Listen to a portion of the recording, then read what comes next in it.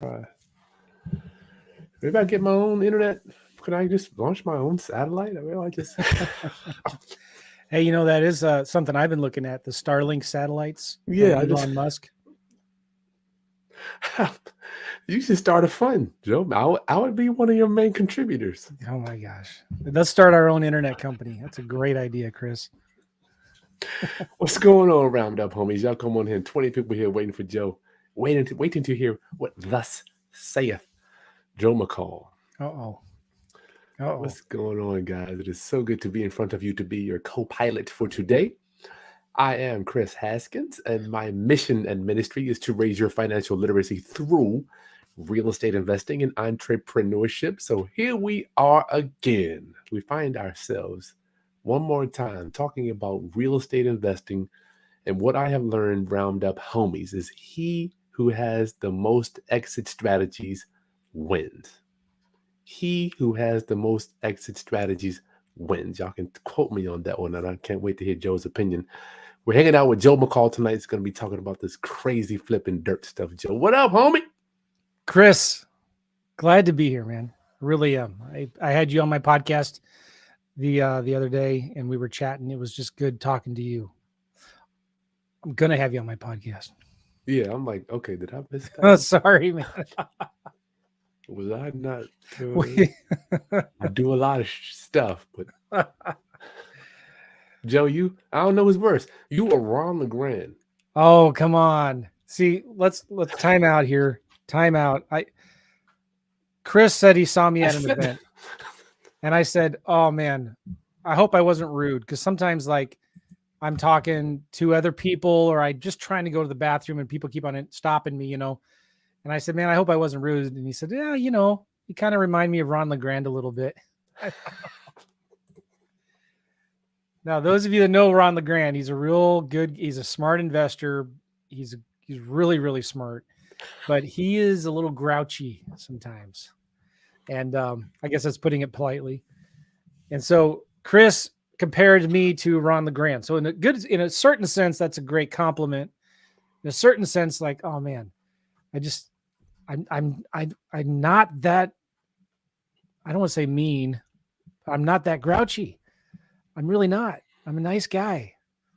And I like people. Ron LeGrand doesn't like people. Joe, this is so stereotypical. Like, I really am a good guy. I'm telling you, it's like Ask my wife. Ask my kids. We're going to give Joe a pass on that one. Because it was like 1,000 people in the room. Is that okay? Yeah, well, maybe not that many. There were hundreds. Hundreds of people. By the way, congratulations on that YouTube award behind you there. That's amazing. That is really, really hard to get. How do you know? Because I'm trying to get one.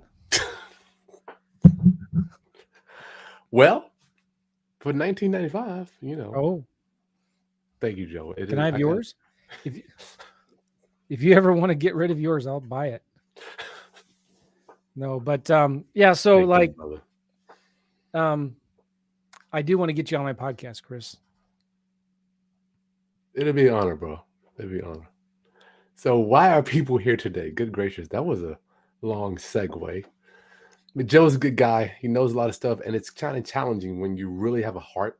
And I have a huge heart. Actually, my commitment to raising your financial literacy kind of gets in the way because we want to pour into so many people, but then we're like, shoot, I'm being so selfless. Sometimes I have to be selfish with my time, and that can come out the wrong way sometimes.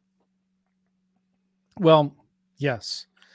And we all have to be a little more careful of that. I mean, even because I'm kind of an introvert sometimes too. And when we're with a bunch of people and if you're just naturally quiet, and you're deep in thought maybe, or you're thinking about 20 things at once, people who don't know you, when they come to meet you, they might think, oh man, he's kind of stuck up. He's kind of rude. He kind of ignored me, or I said hi and he didn't say hi back.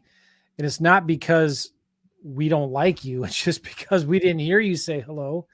And I had a million other things on my mind. So yeah, it's something that I need to work on. I know for sure. And we all probably do a little bit. That's so interesting when you compare, like, man, you compare me to Ron LeGrand, man. Cool. Hold up. Was that a compliment or? Yeah, All yeah. right, I'll leave you alone.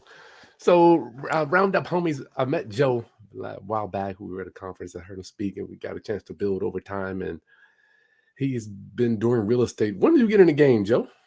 I got started full time doing real estate in 2009. 2009. So you came in after I took a blood bath from Well, 04. we both took blood baths, and but I kind of got started part time in 2007 and 8. Okay, so you were getting in right as things were getting crazy. Yes. So Joe does all type of stuff, but we're going to talk about flipping land today, Joe. But Joe, I said something at the beginning of our broadcast today about he who has the most exit strategies wins. I Yeah. want to know your opinion on that, and then let's get into this dirt. I think you're absolutely right, 100%. Because now there is power in focus. So I think it is important, especially maybe for somebody who's new, to learn how to do one type of deal first. That's true. Like if it's just cash deals, just subject to deals, or just lease options, right? But like it's important also then once you learn the skills of like how to talk to sellers and how to make offers, how to evaluate deals, how to come up with the comps or the repairs and things like that. Sometimes though, when all you have or all you know how to do is a cash offer, you're putting yourself in a really small box there and you're going to lose a lot of deals.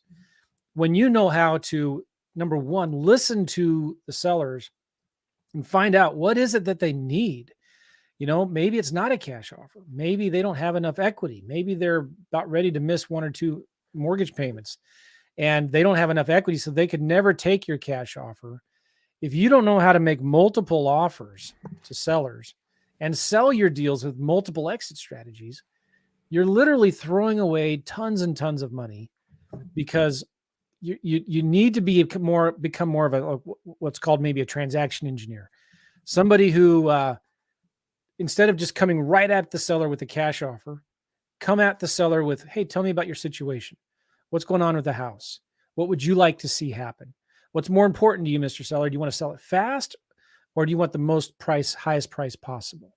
Sounds like a nice house. Why don't you just list it with an agent? I always ask that question. Me too. Why don't you just sell it with a realtor? I love that. Find out what their situation is and how you can help them.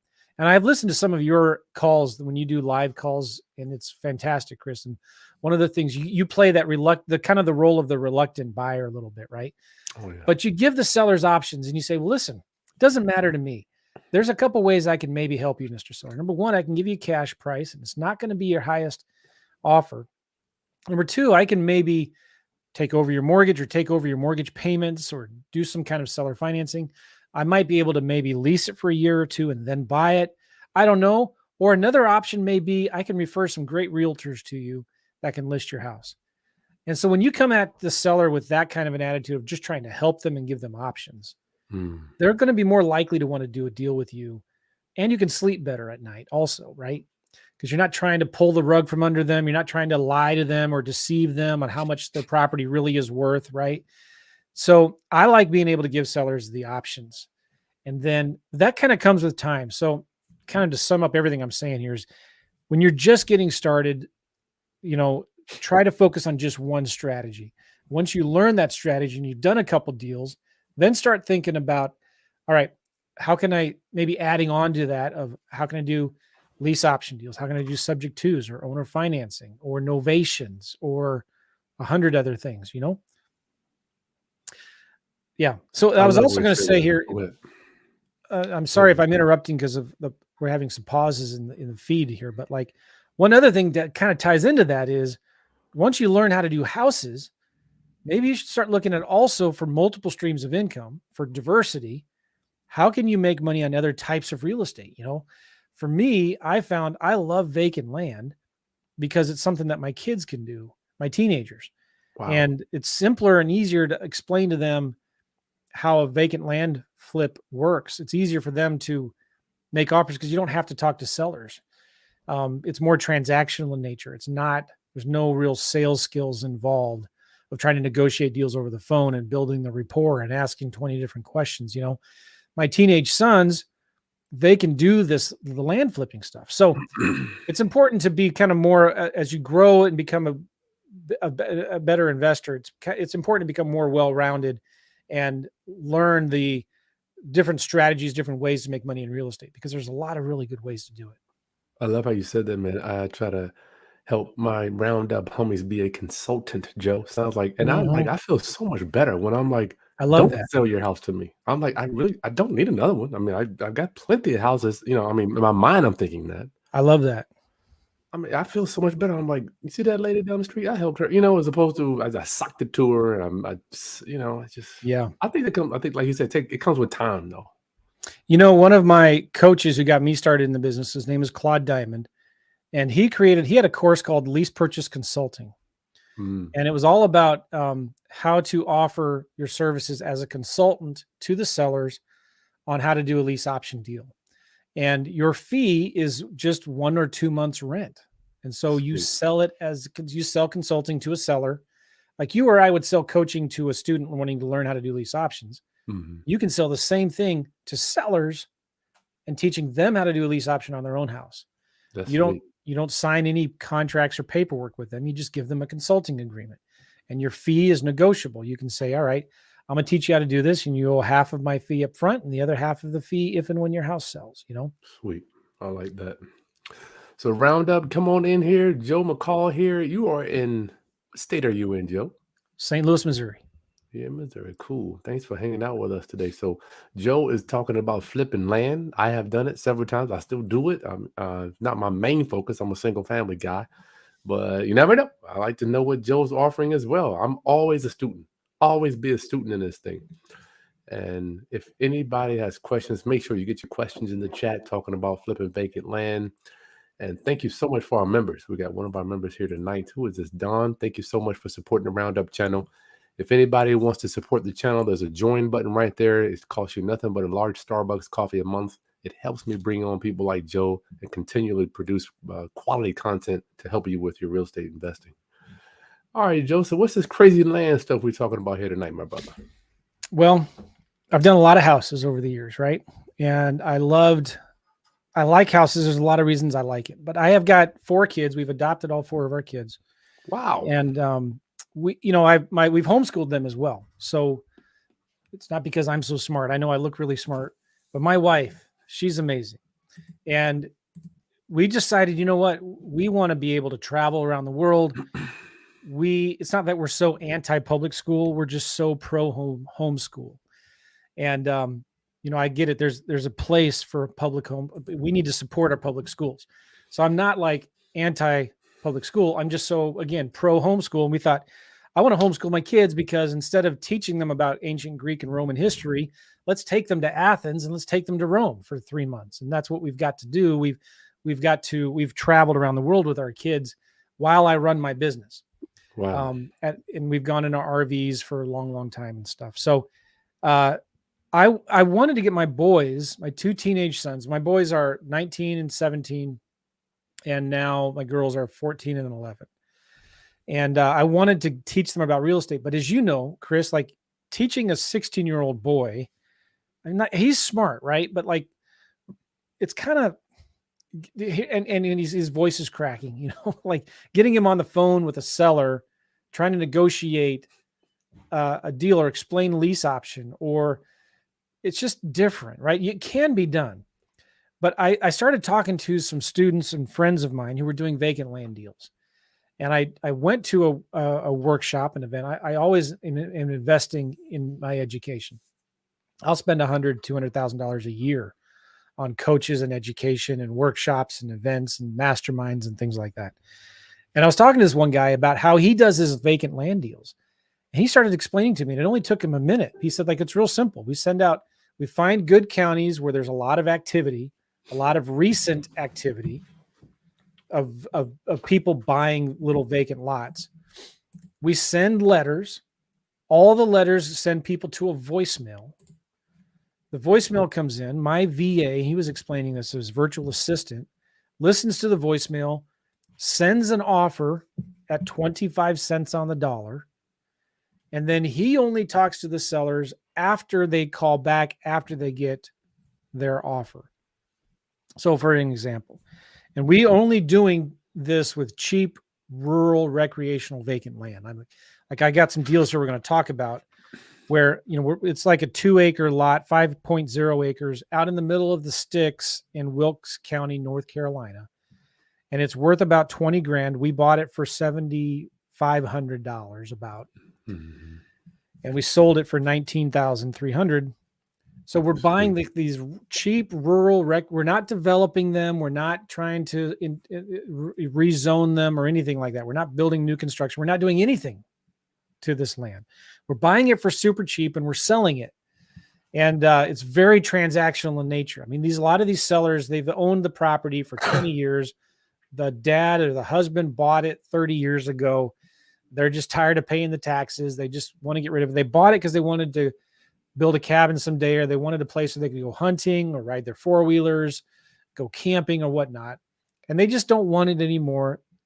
They want to get rid of it, but they don't want to sell it with an agent. They just want their cash now. Anyway, so I thought when I heard that guy, I forget his name even, but I know he lives in California. I thought that is something my kids could do.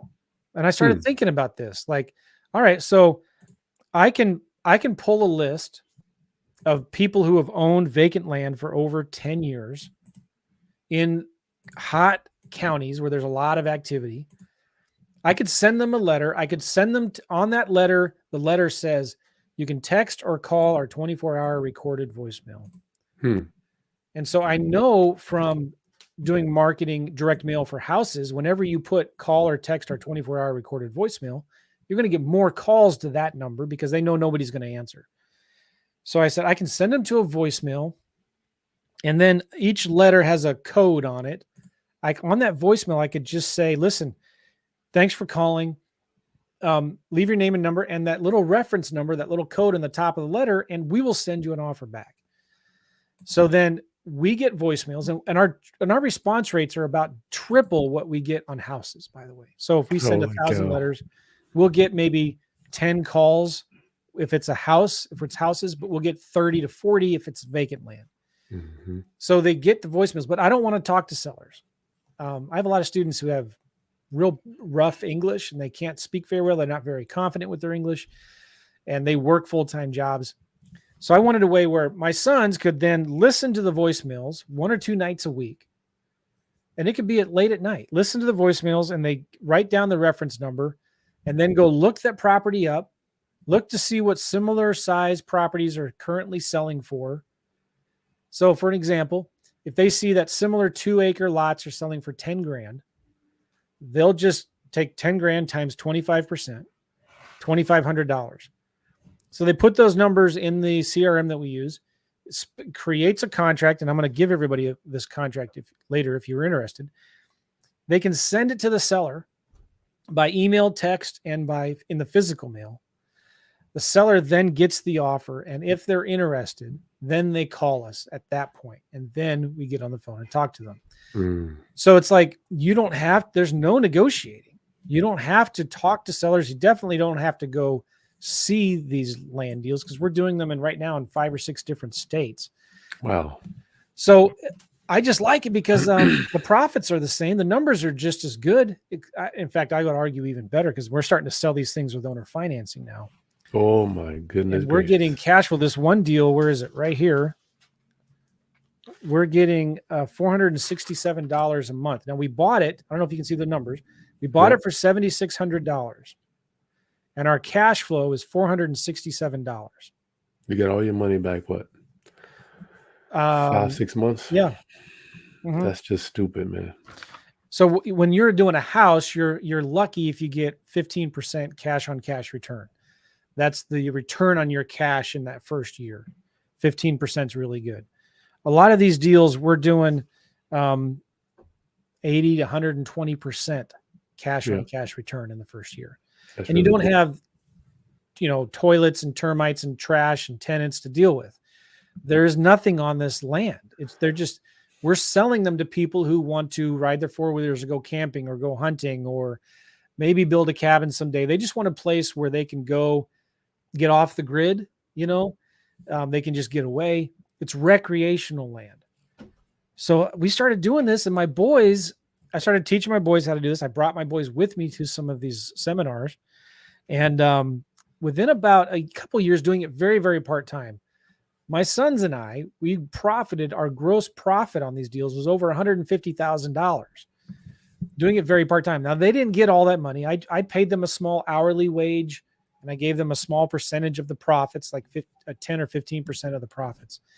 But yeah, I just thought this is really cool. And I started doing more of these deals. I started teaching it more about these types of deals on my podcast. And then a lot of people started saying, hey, can you help me do this same stuff? So it's been a wild ride. It's been really good. Like that, I think I like the best teachers are the ones that actually don't actually try to just teach it, but actually be a practitioner. That's kind of how we were born, just doing it. And then, okay, by the way, people start asking, and then you start teaching. In my opinion, those are the best teachers. Yeah, well, we do deals all the time. In fact, on my YouTube channel, which isn't as awesome as yours, that's why I want your sign back there, because I only have 16,000 subscribers. You've got 110,000 or something, right? So I actually documented. I said, all right, I'm going to go in and pick some new counties, and I'm going to document the whole thing. And we did it through a challenge. It's called a challenge. And I got 3 deals under contract, and we just sold 2 of them. And my numbers are right here. This is just in the last month. We bought one for $4,200. We sold it for $11,000. Now, it wasn't $4,200 down payment. We're either using our own money or private investors' money. So I bought it for $4,200, sold it for $11,000. Did you finance that one too, Joe, or you just? We're in the middle of this one right now, and we're going to be using private investors' money. So you're getting out of that one. That's a cash in, cash out deal done. No, that's okay. I'm sorry. We're selling this one or the one we're financing. Yeah, that's the one that really wins. Because I want cash flow. Yeah. Right. So in this one, we're getting $210 a month. All right. Sweet. Our total profit on that one will be about $9,000. The other one was a 15-acre property. And this was a very competitive county in Colorado. It's called Park County. It's right south of Breckenridge in the mountains there. It's beautiful. This is a 15-acre property. We bought it for about $13,000. We're selling it for $29,000. And we're getting $581 a month. So my cash on cash on that deal is only 62%. 62%. Now, can you tell me a house that you can buy? My all-in cash will be about $12,000. Now, don't worry about that. If you don't have that money, I mean, you can borrow that money from private friends, from private lenders. You can, some of these deals, you can put them on credit cards, right? Mm-hmm. But where else? And this particular deal, I'm not sure what we're going to do yet. I might buy it with my own cash. I might not. But anyway, where else can you put about $13,000 into a deal, a house, and make net $580 a month cash flow? You can't. You can't. And you're getting $580 a month in cash flow without having to deal with property management, setting aside money every month for vacancies and repairs, for repairing water heaters and toilets and stuff like that. So how many of those types of deals would you need to replace your current income? You know, if I get my calculator out here, if the average household income is 75 grand a year divided by 12, that's $6,200 a month divided by $580 on this deal. You only need about 11 of those deals, 11 to replace your income. So if you just bought one of these a month, you could theoretically quit your job in a year or less with this. So man, I like it because it's my thing is I'm matriculating. Thank you, Hampton University. As an entrepreneur, I'm learning that the biggest issue is the people. The people. I got systems down. Even the house, I can roof leak, fix it. Wind rotten damage, but I cannot keep people in a box. Yeah. And land is no humans. So, now there are some advantages to houses that you don't have with land, right? So let me just share those real quick because I want to be fair. Housing, investing, getting cash flow from houses is really good. A lot of tax advantages, right? You can write off depreciation, and you can write off expenses. You have can't depreciate land, y'all. Can't depreciate land. You cannot depreciate lands, and you can't write off any of that. And you don't have any expenses for land. So I don't know if that's a bad thing or a good thing. One of the other drawbacks though with land is usually we sell these pieces of land on 5-year terms. So after 5 years, it's usually going to be paid off. Well, not a big deal in my opinion, right? Just go find some others. Do it again. Now you can also wholesale them. We've done a lot of wholesaling of deals. This one in particular right here, we bought it for, this was a Suwannee County, Florida. Anybody know where Suwannee? I'll give you 200 brownie points if anybody knows where Suwannee County, Florida is. It's in the middle of nowhere. It's 1.39 acres, and this is near a river, so it floods every year. I see it here. 1.39 acres. We bought it for $3,700. There's our contract right here. We bought it for $3,700, and we bought this thing by text. We texted the seller. He texted us back. We texted in the contract. He printed it and signed it and took maybe this is an electronic signature. Yeah, this is an electronic signature.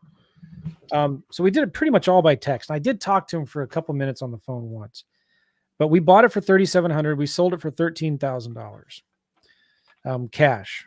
Sweet. Unbelievable. So, well, that's why you're here, Joe. Shoot, I yes. didn't bring you on here just to be jiving around Roundup. You know, I don't have but that much time. Kids, new house, dog, wife, all that stuff. Joe's busy too, so we're here tonight to bring you value. Forget all this stuff, the fluff, and no time for that.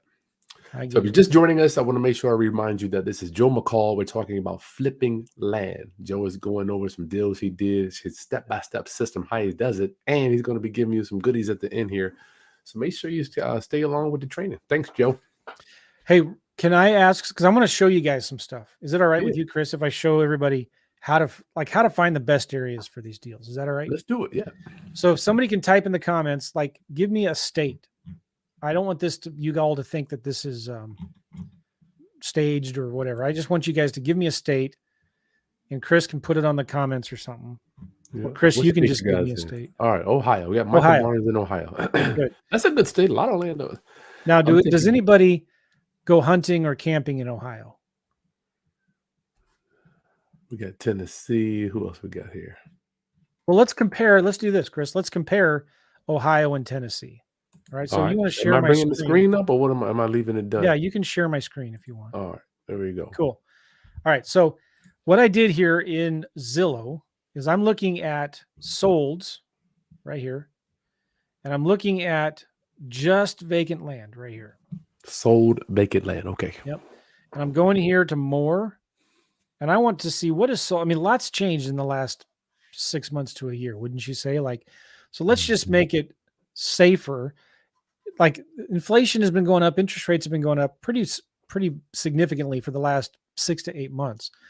But if everybody's freaking out, like, oh my gosh, the sky's falling and nobody's buying deals anymore, and it's blah, blah, blah.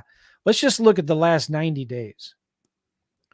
All right. In the last 90 days, there's been 2,300 vacant lots sold in Ohio. Now, some of these are just inner city infill lots, because we're looking at the cheapest ones right here. Actually, let's do this.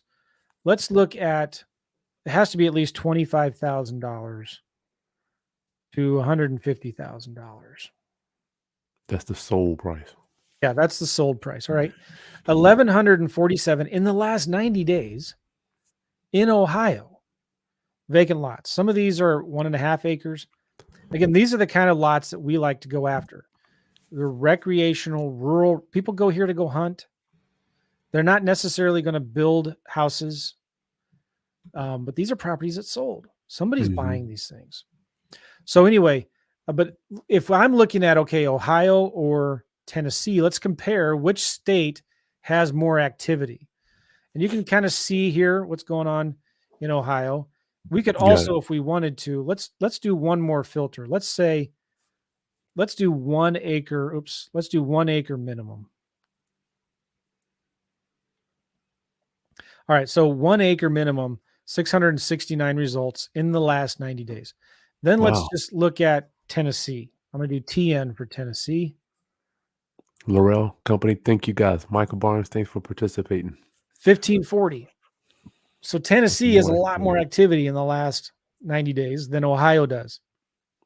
Now, you can do this in any market in the country, but I like to follow the demand. I want to follow the money.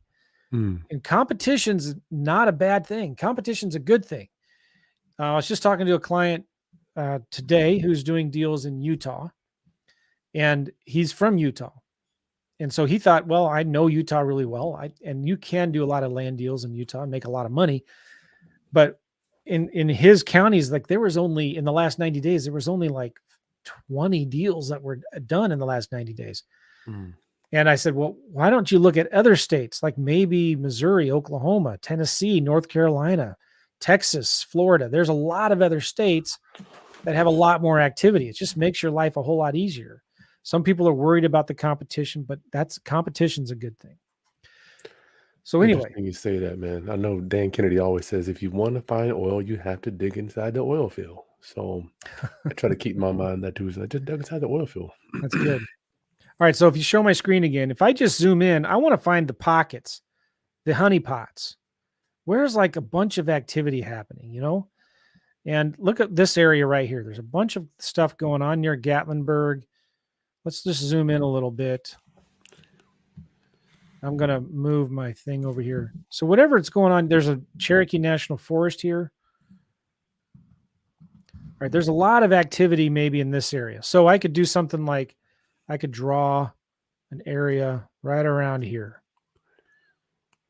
And in just that area, there's been 32 properties that have sold in the last 90 days that are priced between 25 to 150,000. Now I could also remove the minimum. And there's still, okay, there's 37. So some of these have sold for 11 grand. Wow. Well, here's the thing.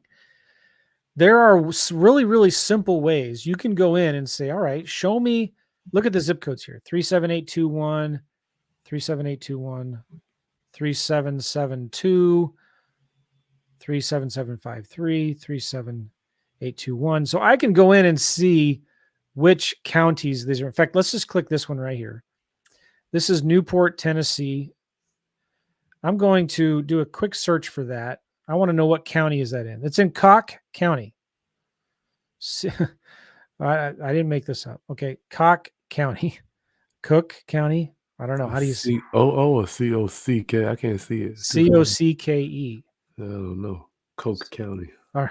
Well, anyway, there's a lot of activity going on there. So there's several different places I go to get my lists. One of them is ListSource. One of them is Priced. And one of them is, I know a lot of you guys, you sell, you have PropStream. Is that the Chris data thing that you have up there? Yeah. Chris property data. All right. Let me show you guys how to do it in PropStream. So that county was again, Cook. Okay. C-O-C-K. C-O-C-K-E. I don't know. How do you say it? Cook. Coke County. I got a client that's there we go. Last name's Coke. So Coke. It's Coke County. Crazy. Come on, get your mind out of the gutter. Vacant land right there. Boom. Do you see that? Yeah. All right. Now I'm going to go. I want owner occupied. No, obviously you don't want to make an offer to property that somebody lives on. I'm going to go to property characteristics. I want 4350. Okay. So for some reason, PropStream requires you do your lot sizes in square feet. So 43,560 square feet is 1 acre. I'm going to do 1 to 10 acres. I'm going to go to ownership info. And I want people who have owned their properties a minimum of 10 years in that county. And I want people that are out of state and out of county. All right, so I've got 901 people right here in that county that own between a 1 to 10 acre property that have owned it over 10 years.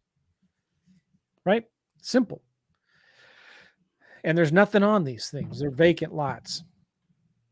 Now, I'm pretty confident if I send them a letter, I'm going to get responses. I average about 2.5 to 3.5% response rates on my letters. Depends on the county. It depends on different things, but I average about 3%. With houses, I'm averaging 0.5 to 1%. But anyway, I'm getting 3%. So if I send 900 letters, I should get about 27 leads, calls. And I'm averaging right now about 1 offer accepted for every 20 offers I send. Okay. So I know my numbers. If I send 900 letters, I'm probably going to do at least 1 deal out of that. Mm-hmm. All right. So it's real simple. You can go in here and you can download the list and send them a letter. And the letter that I send looks like this. And if you want to put that link up, I'm going to give you guys this letter if you want. Oh, cool. I think if you go to freelandstuff.com, freelandstuff.com, I'll send you this letter with some free training on how This to is use the letter you send. This is your actual letter that you're sending out to the sellers. Yeah. Okay. Okay. And you notice right here, letter reference ID. So the reference, because in my spreadsheet, when I download this stuff, I put it into a spreadsheet and I assign each record an ID. So then when they call, because a lot of these properties don't have an address, it's just on Parcel Yahweh. number or something. It's just on Scott Pond Road, right? There's no address. Mm-hmm. So, and I don't want to have them give me this really long APN or parcel number. Yeah. And so sometimes they're hard to find, but if they just give me the letter reference ID, I'll zoom in a little bit here. I can pull up their information. All right.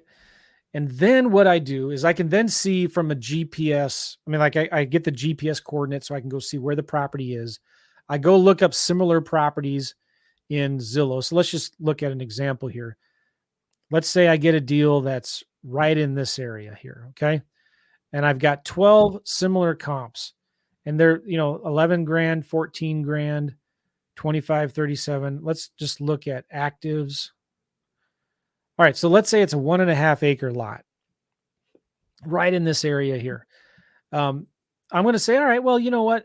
I want to sell this thing quickly. So this one has been on Zillow for 40 days at 19 grand. Mine's a little bigger. I'm going to sell mine for 18 grand because I always want to be the cheapest. I want to sell mine as fast as possible. So I'm going to sell mine for 18 grand. So all I do is I get my calculator, $18,000 times 0.25 or divided by 4, same thing. I'm going to offer the seller $4,500. That's it. That's how I comp my properties. I just look at, okay, what can I sell it for? And then I look at solds to make sure. I want to make sure like I'm not offering too much. And yeah, so I'm going to be really good here. So I'm offering $4,500 for this 1.5 acre lot or whatever in this area. I'm going to sell it for $18,000. So my gross profit on that 18,000 subtract 4,500 is about 13 grand. My gross profit. So I'm going to send the seller a contract, and I'm also going to give you guys this contract as well. So this is the contract that I send to sellers before I ever even talk to them. Okay. It says, hey, thanks for responding to our direct mail. This is what we can pay for your property. And if you're interested, call us. It says you can take a picture of it with your phone and text it to this phone number. And the CRM we use, it's FreedomSoft. I've custom built my own signature edition of FreedomSoft, but all of those leads come back into FreedomSoft. They can email the picture or they can mail it to us. Most people just take a picture of it with their phone and text it back to us. Or we do digital signatures inside of FreedomSoft as well. Mm-hmm. So then here we have a simple 1-page contract. And Chris, I didn't even talk about this. We give ourselves 90 days to close. We give ourselves 3 months for due diligence. And my contract says we can extend for another 30 days if we want for performing due diligence. We don't put any earnest money down on this deal. We don't have any earnest money we put down. We just don't offer it. We don't have to do any proof of funds, none of that. So we give ourselves 3 months to actually close on the deal. So again, if you guys want this cover letter and this 1-page contract, if you go to freelandstuff.com, I'll send it to you. Freelance Go to stuff. freelancestuff.com roundup, or Joe did give me the link. It's right in the video description. If you don't want to type that in, just look right below your screen down there. It's right in the video description. It takes you right to the docs. So they're going to get your letter, your purchase and sale agreement, Joe. Yeah, that's it. And there's a little 1 hour training video I have where I talk about how to use these documents if you're interested. Mm-hmm. All right, so I send them the letter. I download the list from PropStream, right? I send them this. I send 900 people this letter right here. With And then the if reference. they leave us a voicemail, then we send them an offer. We've not talked to them yet. At that point, then if they get this offer and they say, yeah, I'm interested, maybe I can't take whatever I said, $4,500, but maybe I can sell it for $6,000. So then we look at the deal a little bit. At that point, that's when we do our due diligence. And the due diligence is really simple. We use different tools, like MapRight is one tool we use. For MapRight, I'm not going to go into this right now, but like we pull up the property and we can look at, does it have road access? Is it in a floodplain? Is it on the side of a mountain? Little things like that. And we want to make sure that it's actually a decent property that we can sell. If we can sell it, then we turn around and we advertise it. Mm-hmm. So these are some of our deals here. This is a newer website at dreambigland.com. And some of the deals, like this is one of them that we just sold recently in Putnam County, Florida. You notice that is a creek that goes through it. It's kind of like a swamp, but people will buy these lots because they want a place where they're not going to live there, but they just want a place they can go riding, go hunting, ride their four-wheelers, go mudding. People do that where they just get all muddy, riding their four-wheelers or whatnot. And there's a lot of water to do that in. And this is an area where there's not a lot of restrictions. So they can go, just turn this into a shooting range if they want. Joe, I didn't even know these. I mean, I guess I knew they existed, but I'm like, that's just not even on my radar. It's just because it's not me, so I'm presuming we have to kind of get out of our own brains and look for other type of buyers. Well, Chris, there's also a lot of people who are concerned about what's happening in the economy. Mm-hmm. And what if, we get into a nuclear war with Russia? Mm-hmm. What if the North Korea drops like there's people that are really worried about, and it is a concern, I get it, but like there are some people that are so concerned about it that they want some land that they can bug out in. It's called bugging out, right? Mm-hmm. Where they just want a place where they can go and get off the grid. If the hits the fan, they can get off the grid. They can go hide in their land, and they can self-sustain. They can grow their own crops and raise their own chickens and be left alone from the government when they come to get it, to go after them or whatever, right? Mm-hmm. So we put the property on our website. We advertise it on a couple different places. We advertise it on landwatch.com. We advertise it on land.com. We advertise it on landflip.com. Another one, landmodo.com. Now, most of these sites are premium, but guess which other site that you can advertise properties on? That's free. Facebook Craigslist. Facebook Marketplace, Craigslist. Yes. And the cool thing, private room for rent. All right. So one of the cool things about some of these vacant lots, like here's somebody right here, is advertising this property. 6 acres, Coon Creek, owner financing, 800 down. They're selling it for 60 grand. They probably bought it for 10 grand. And they're doing owner financing. So the payments would be about $540, $650 a month in Sunbright, Tennessee. There's also a lot of Facebook groups. There's a lot of really good Facebook groups that are local, like the local buy, sell, trade Facebook groups. Mm-hmm. Sell deals for there and free. You can post them in statewide groups or national groups and that doesn't cost anything. So once we look like, okay, this looks like a good deal. We think we can sell it pretty quickly. Then we start doing we put it out there and market it, but we don't actually buy the lot until we know we have a buyer. Mm-hmm. And sometimes we even collect the down payment money from our owner financing buyer before we actually close on the deal. That's how you do it. Mm-hmm. That's how you win. Yeah. Y'all hear that? I want y'all to understand that concept. You actually have your mind is collecting before you're spending. Mm-hmm. And that's, there's some other little things, we use. You can stop sharing my screen if you want. Oh, okay. Yeah.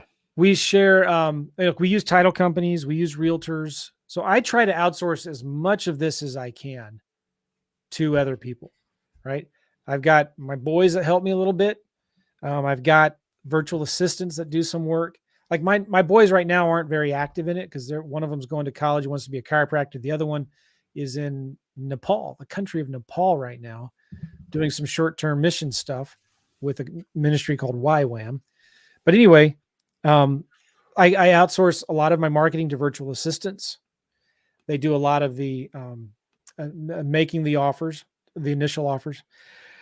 I have a friend that I partner with on the acquisition side, and on the disposition side. So we split the deals. He sells the deals, but we also use title companies. We use local realtors. And there's nationwide title companies that we use to make sure everything is above board. Sweet. So Roundup Joe is giving you his documents for no charge, absolutely free of charge. It's in the video description. If you're watching this later, just go to freehousestuff.com. Free land stuff. Free land stuff. I'm thinking about houses.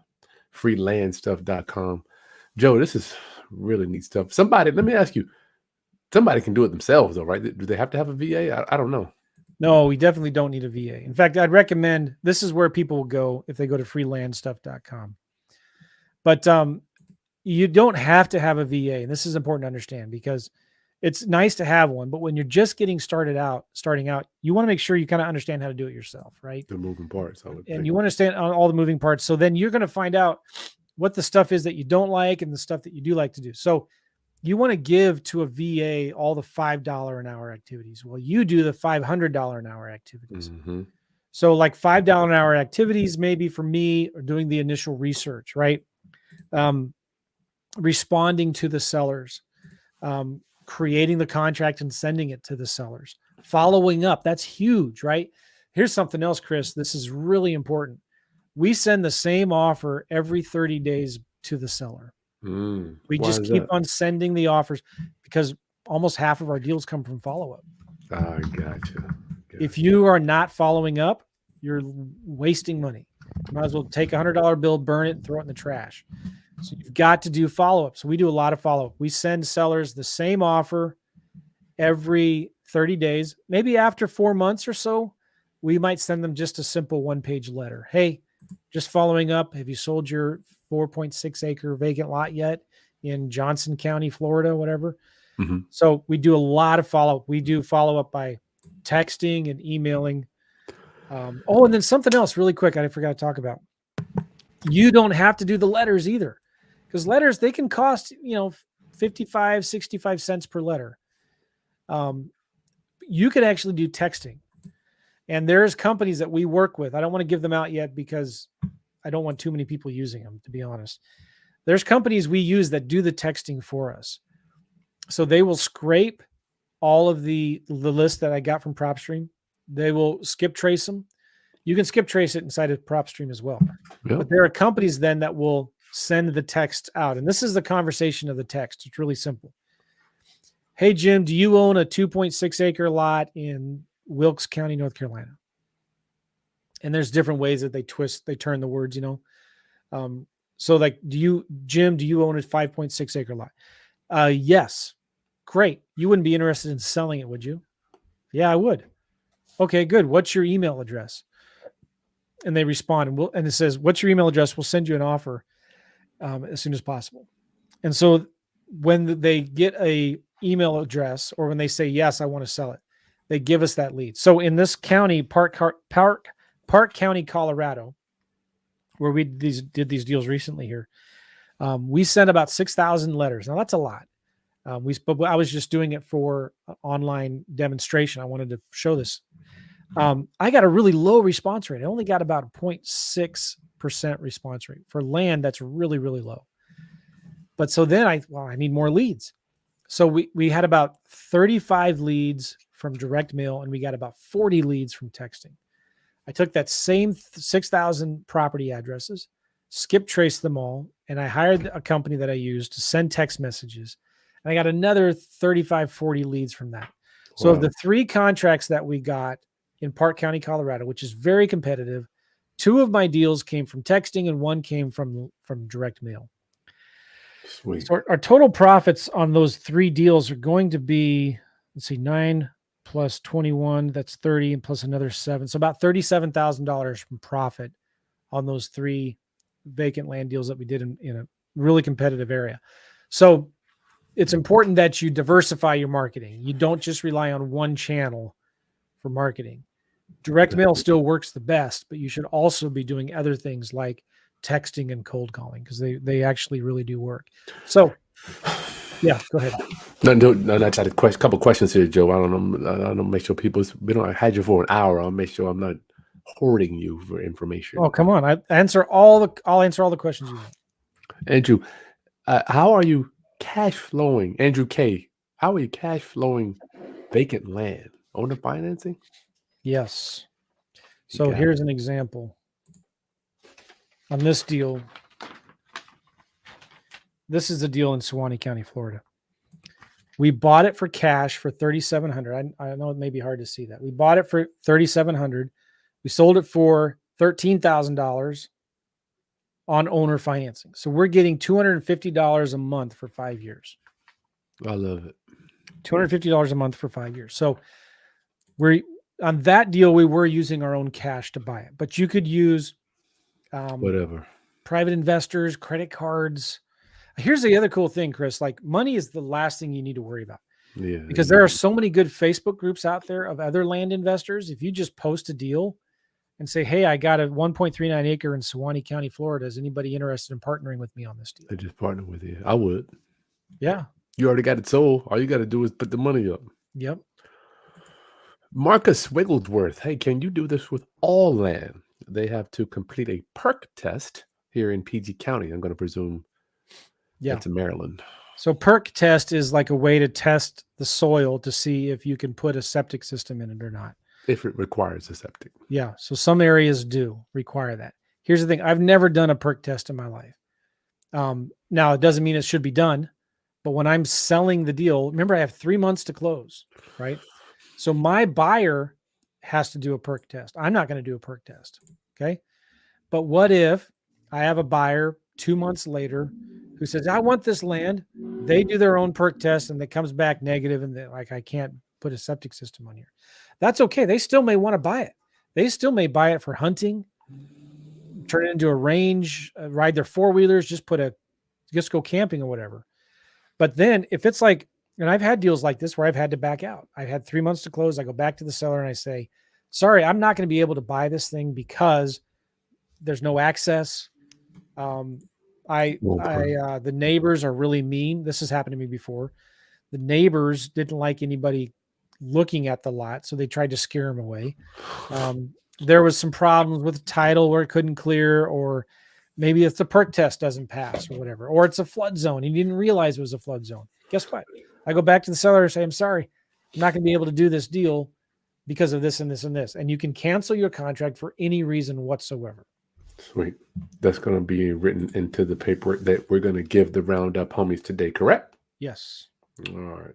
So Roundup, we're going to keep doing some questions, but go to freelandstuff.com, freelandstuff.com right now if you want to get Joe's letter and his acquisition documents, man. Joe, first, I didn't even say thank you for giving that to us. I really appreciate you for giving us that value. Sure. And if you don't want to go there, just go to the link in the video description. It's the same thing. Okay, question, Joe.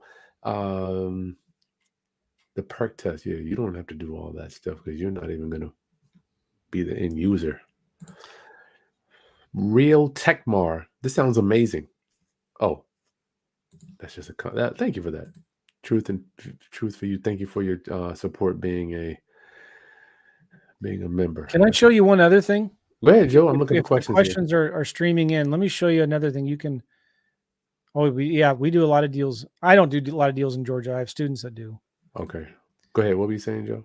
There's a great little simple way to look. If you want to share my screen again. Yeah. To please type in all your questions. one of the most popular websites for selling vacant land is landwatch.com. Okay. Landwatch.com. The thing I like about this is it sorts your states and counties here.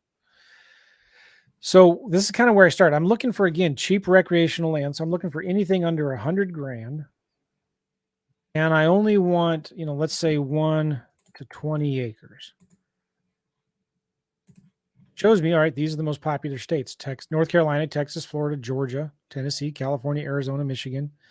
If I scroll down, I can say, show me all the ones that are available, under contract, or sold.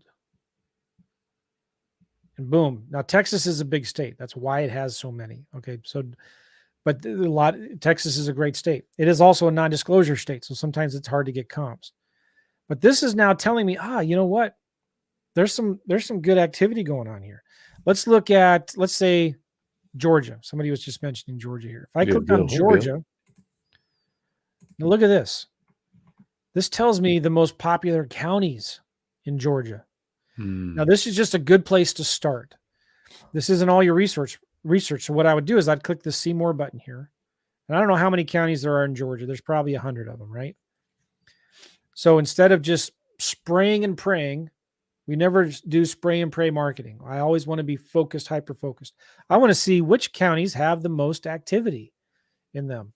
So if I go again to Zillow here, and this first county was Gilmer County, right? Let's go to Gilmer. Oh, come on here. Gilmer County, Georgia. Let's look for solds. That's crazy.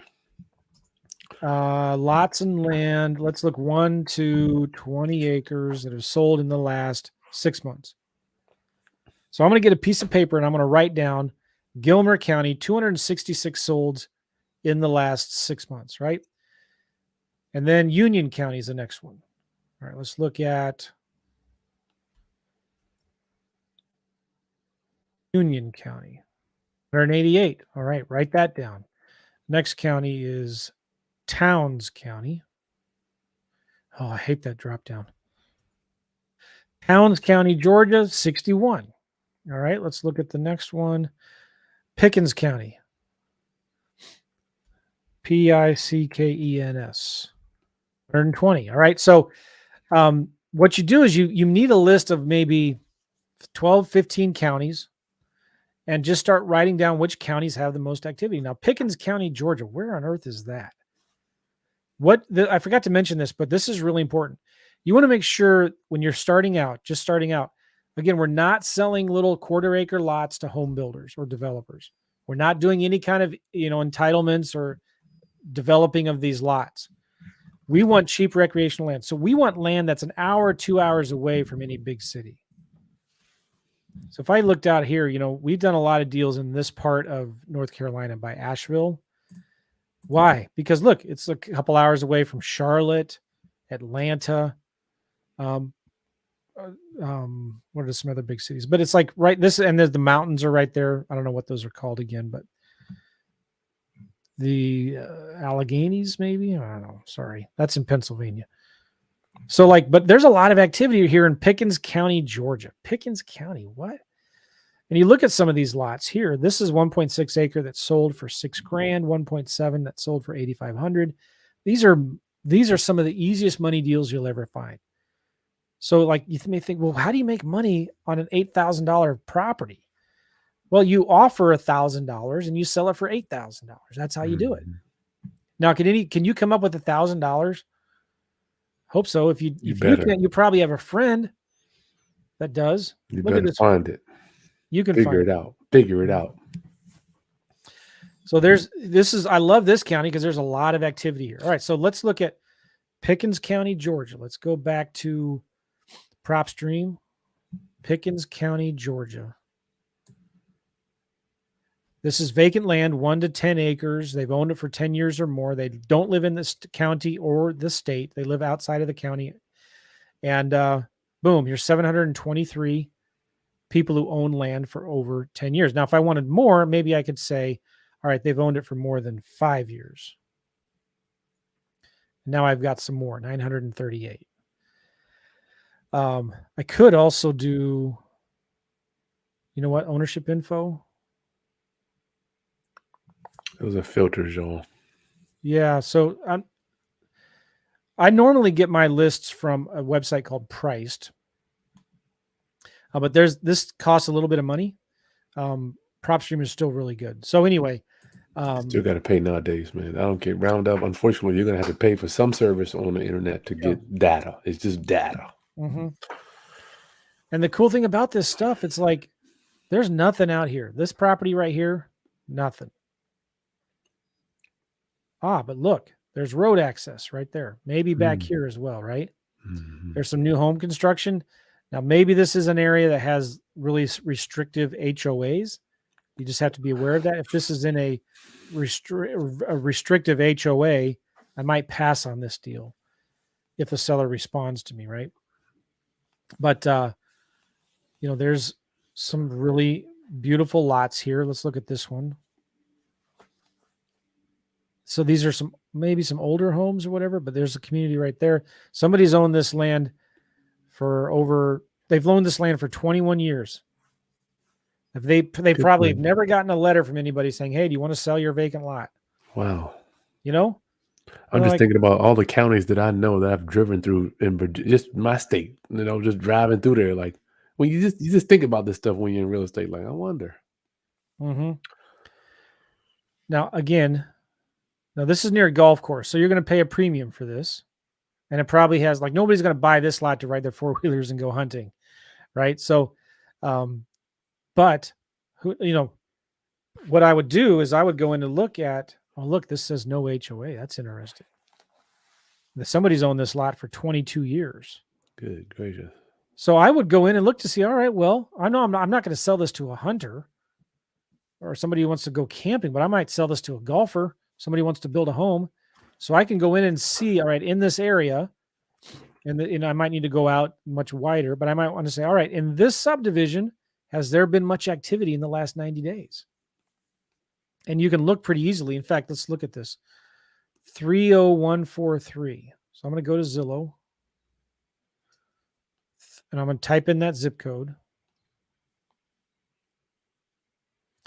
And look, there's 94 properties. Now, I need to zoom in maybe to that community where that golf course is and see.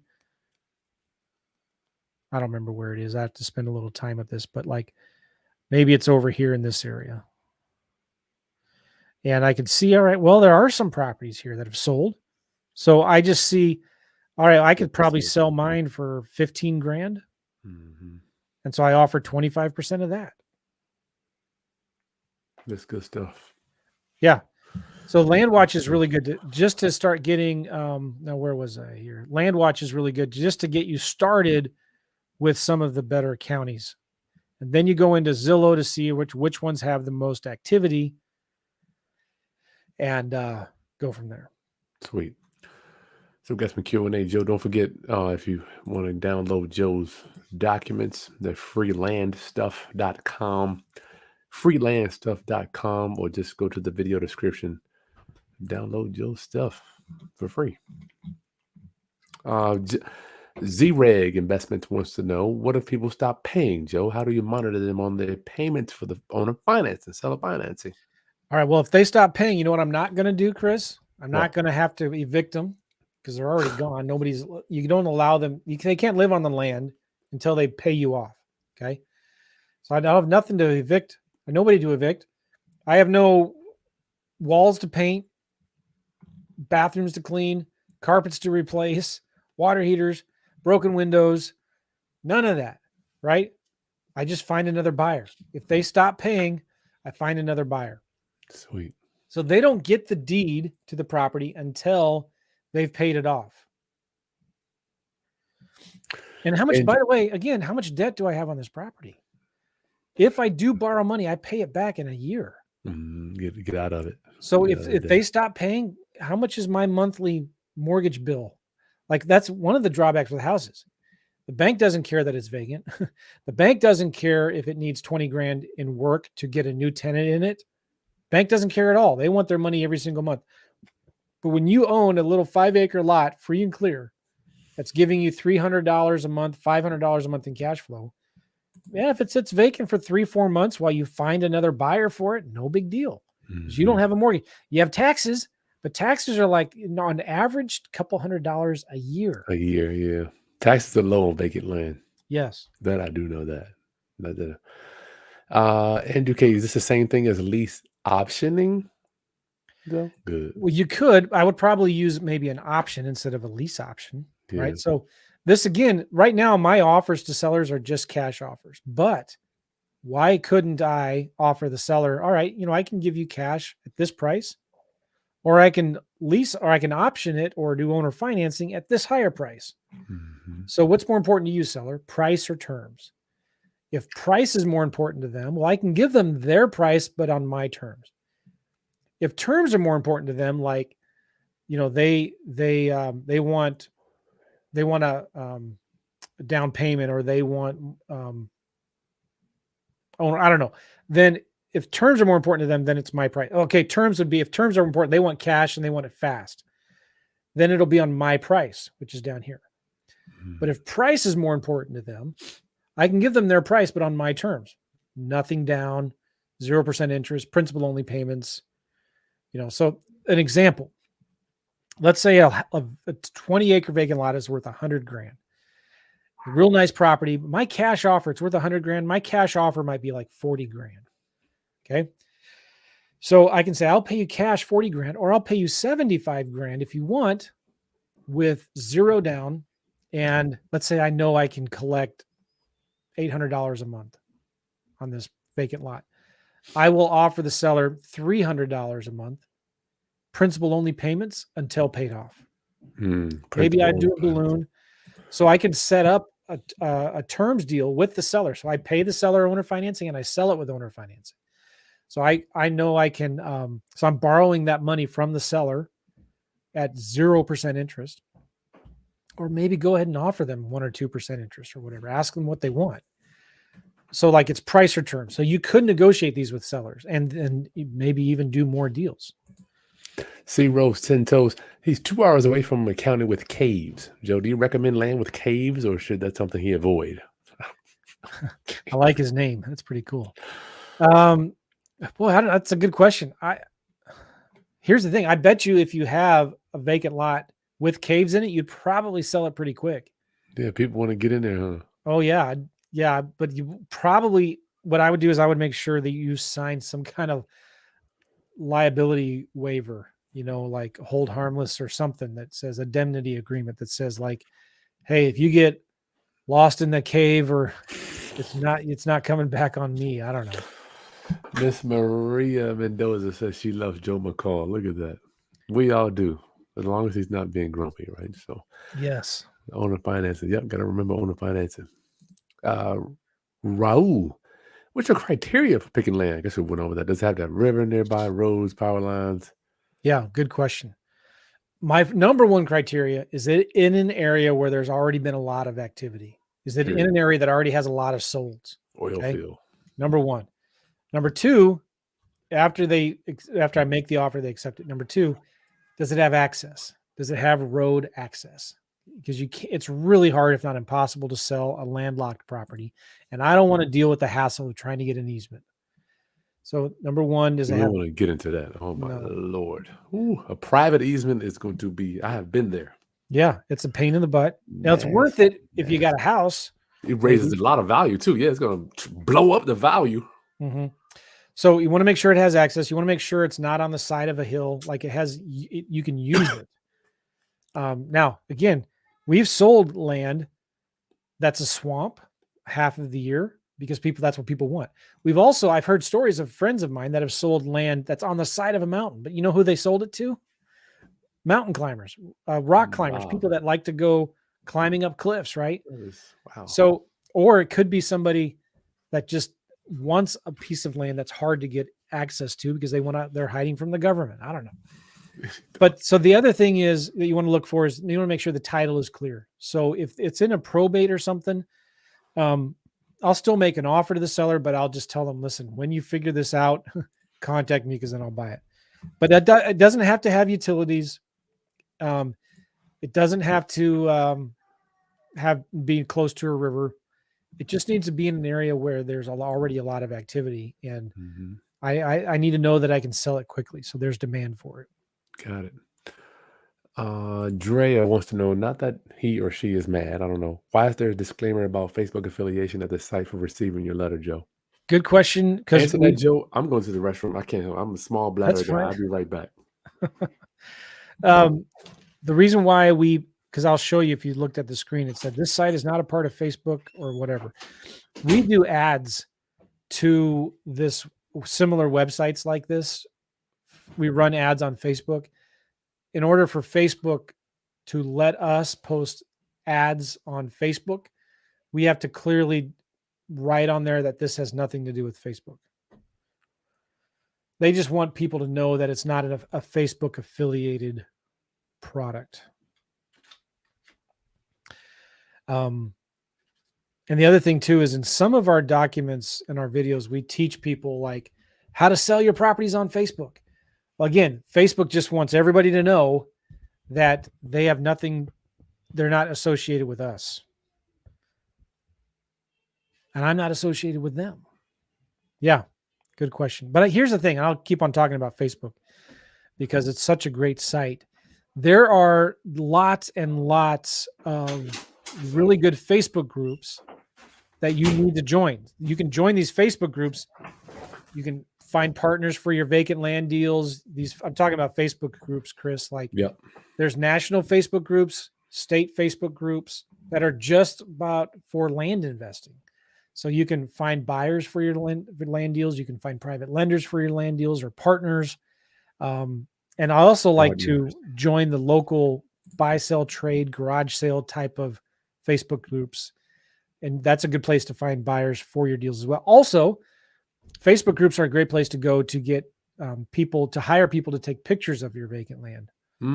So we do a lot of drone footage. We'll hire people to go to the property with a drone and take pictures. Let's see, good one. So Facebook, so now you got that down. Raul says, what is the average cost for the paperwork, leads, accepted percentage-based cost of divided by selling price, out-of-pocket expenses, I guess, to do one of these deals, Joe? Good question. I mean, on average, though, this is the way I look at it. You need to spend on average of about $1,000 in marketing and overhead and salaries and everything per deal. So if you do 2 deals a month, you should probably plan on $2,000 a month on marketing, overhead, VAs, leads, and all of that, right? Now that may sound like a lot, $2,000 a month, but if you're doing 2 deals a month, and let's say your average conservatively is $5,000 on each deal, you're spending $2,000 to make $10,000. Absolute no-brainer, right?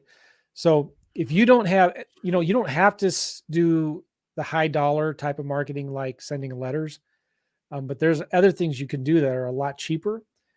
You could do texting, cold calling, and stuff like that. What I had to, Joe, it's taken me a long time. I've had you for an hour. Joe, it took me many, many years to understand the whole Dan Kennedy thing. Like you talked about putting money in a box. If I could exchange $2 for $10, it just took me so long to get that. Ron used to always say, Chris, you got to stop worrying about what it costs and just look at the return. Yeah. And I just think that's a skill that it took me time to understand, comprehend. Yeah.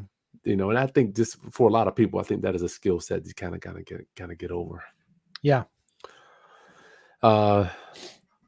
Good question though, Raul. We do have to worry about the cost, but I am like a horrible spender. Spending money is a skill, y'all. Joe, the lease option guy. Yeah, that's the man. Z-Reg, how do you monitor this? Land in the middle of nowhere. They could still joyride on it. I guess somebody else going on it, Joe? Is this he or she? Well, I mean, that's a good question. We do. Okay. One of the first things we do is we ask local realtors. Sometimes on the more expensive properties, we'll use realtors. On the cheaper properties, we don't use realtors. But when we hire somebody to go take pictures of the property, they're going to tell us right away whether that road that we thought was a road to get to the property is actually washed out. That's happened to us before. They're going to say, hey, listen, that road has a chain across it and I can't get through the chain. And so then we can call the seller, the owner of the property, and say, hey, why is that chain there? Oh, that's so-and-so. Here's their phone number. Call them and they'll let you in. So like Gotcha. now, once you sell the lot, or once you're advertising it, okay, you're going to get a lot of local people that go look at it and they'll give you feedback. They'll call you and say, hey, did you know that whatever, there's a camper there right now? And if there is, we'll go back to the seller and say, hey, is this your camper? Do you know anything about it? And if they say, oh, yeah, that's a squatter, don't worry about it, they'll leave. Wow. I'm going to say, no. You take care of that. And after you kick them off, then we'll buy it. And so usually, though, once we buy it, it takes us an average of 1 or 2 months to sell it. Mm-hmm. And when somebody buys it, then we don't care if they are on the property or whatever. Now, if they stop paying, somebody else asked this question before, we just go find another buyer for it. Very, very, very rarely would you, and this has never happened to me, but I know people who have, this has happened to. You might have to foreclose on them or call the local sheriff to evict them from the property. But that's very, very rare. Mm-hmm. Round up, get Joe's docs. Just go right to the video description. We've had Joe for an hour and 15 minutes. I see a question about a house. I think that's about it, Joe. Somebody wants to know about cutting grass. Were there any regulations on making sure that it's maintained or any of that stuff? No, so we don't want to buy land where there is requirements like that. That's a big no-no, right? I don't have anything to do to maintain the property. So sometimes, like if there's HOAs, the real restrictive HOAs will have like $50, $150 a month, like dues fees that are due. Mm-hmm. Or they'll have really strict rules like you can't camp at all on this property, no hunting, whatever. So those are typically deals that I would pass on. Gotcha. So I would never buy a property that required any kind of mowing or whatnot. Joe, let me get this point. Miss Maria Mendoza. So a small half-acre lot, no go. Well, maybe it would be okay. Because remember, we talked about at the very beginning. If I'm seeing in a certain area, there's a lot of sold activity in the last 3 months of little half-acre lots in subdivisions, then I would send marketing to that neighborhood, right? But most of the time, you're not going to see that. No. Right? Like if in St. Louis, for example, in North County, there's a lot of vacant lots in North County, and they're just areas where this, it's kind of run down. There's been a fire, they tear down the property, or it's been vacant and they, the city comes in and tear it down. Right. I'm not going to do any marketing in those areas. Why? Because there's no activity. Nobody else is buying vacant land there. I don't have anybody that I would sell it to. Nobody's going to go there to build a new home. Now, if I do look, the one I see in the last 90 days, oh man, there has been a bunch of people here buying these vacant lots. This is maybe a new area that's being regentrified or whatever, or maybe there's a business that's buying a bunch of land because they want to build a new Amazon warehouse or something. So then I'll look at that and think, oh, you know what? Maybe there is somebody that's buying these things. I'll try to find out who they are. What are they paying for the lots or whatnot? And then I'll make an offer to the seller. And I got 3 months. So then I'll try to sell the property. And if I can sell it within that 3 months, then I'll go ahead and buy it. Does that make sense? Yep. Joe, thank you so much. Round up, homies. Go ahead and go to the video description. We had you for Joe, hour and 20 minutes. I know your time is valuable. We can't listen. If you go ahead and download the stuff, you could probably send Joe an email. He's on social media. Joe's best way people to get in touch with you, they just want to say hello, or maybe sell you some land, maybe. No, well, I'm not on Instagram. I'm embarrassed to admit. What? Yeah, so Facebook's the best way to. I'm an old white guy. Look at this gray hair right here on my chin. Like I'm not You're worse than Ron. At least Ron is on Instagram. No, he's not. Ron LeGrand is not on Instagram. It's his assistants and his team. Oh, that's true. That's on Instagram. Well, you can do the same thing. Y'all give him a hard time. I'm not the only one giving you a hard time. I'm not one of the cool kids that figured out how to do the Instabook stuff, you know. Uh, No, but like Facebook is one of the best ways to reach me. If you just go to Facebook, do a search for Joe McCall. Yeah, maybe reach right me out there. there. All right. So you're gonna get Joe's stuff, his docs. You can go out there and deploy that stuff on your own. Joe, phenomenal investor. Last, final words you want to leave from our roundup homies, Joe, if you want to get started in this land stuff. Final words. I think you're in the right place. And let me say this. It's important. Like Chris has a great YouTube channel. I've seen some of your videos, Chris, where you go deep into the details. You actually show real live deals that you're working on. You show real live calls that you're making with sellers. I think it's so important to get educated, right? And to plug into good YouTube channels and podcasts and blogs or read things or whatever, right? But I was a professional student, Chris, for 3 years before I ever did a deal. I was a professional student buying course after course after course after boot camp. That's pre-YouTube too, right? Yes, I think. At least there wasn't people 2007. teaching real estate on YouTube at the time. But like, Yeah. I was a professional student for 3 years. I was spending way more money on my education than I was making in real estate. Wow. And it finally got to a point where my back was against the wall. And I really wanted to be a real estate investor, but I was failing because I wasn't taking massive action. I knew what to do. I knew everything to do. Like I could answer any question on any forum or Facebook post, even though I'd never done a deal. I could answer anybody's question on how to do deals because I was such a good student, but I wasn't making any money. And it wasn't until I said, okay, screw it. I finally told myself, I'm going to stop asking what if, and I'm going to start asking a better question, what next? Huge difference in these two questions, right? I stopped asking what if, I started asking what next. And I just said, all right, I'm going to buy one more guy's course. And it was maybe a mutual friend, I don't know, Chris Chico. This was way back in 2007. He had a course called Absentee Owner Profits. This guy with a funny Puerto Rican accent. And he said, send this postcard to this list, use this script, use this contract. And I didn't like it because I thought I knew better. But I said, I'm just going to do what he says to do, and I'm not going to question it. I'm not going to change anything. I'm just going to trust the system, and I'm just going to do it. And that's when I finally started doing deals, Chris. 3 years. And I finally started doing deals. And in my first deal, it was a virtual deal about an hour and a half away from where I lived. The seller was practically begging me to buy her house. So I pulled a number out of you know what? I made an offer. She accepted it. And I made, I don't know, 11 or 12 grand on that, my first wholesale deal. And so that's when I realized, like, oh my gosh, this stuff actually works.